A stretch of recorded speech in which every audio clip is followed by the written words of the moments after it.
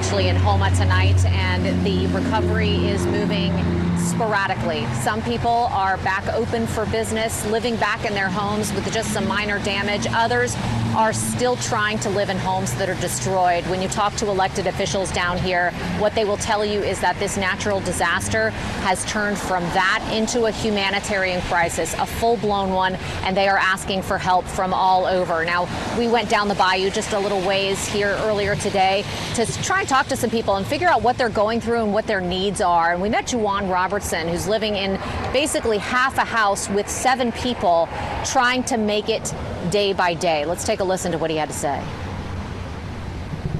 And how much of this house is livable? Just the front room and the kitchen. Like when you walk through up to the kitchen and the front room, that's it. Everything else destroyed. There's a tent in the front yard.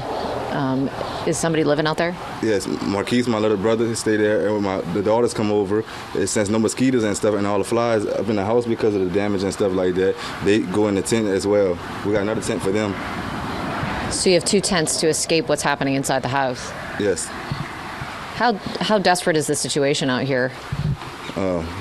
Like we need any and all help severely, like level 10, 1 through 10, like number 10, because it's not safe at all for the little ones. I mean, I'm a man, so I could bear with it, even though it's uncomfortable, but it's not safe at all.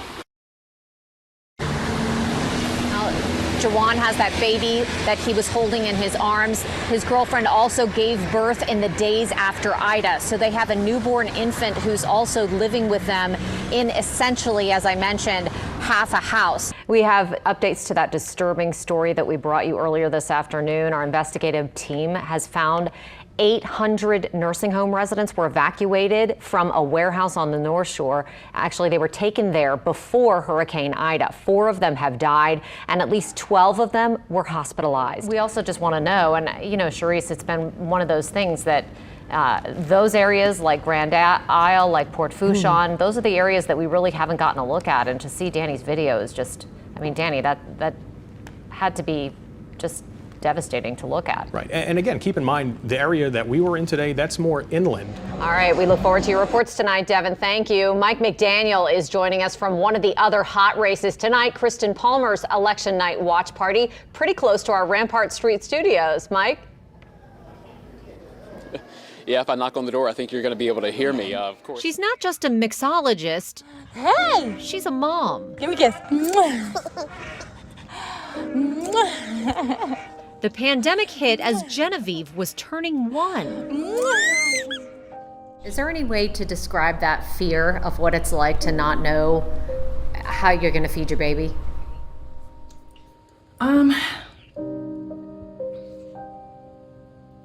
I don't know. It was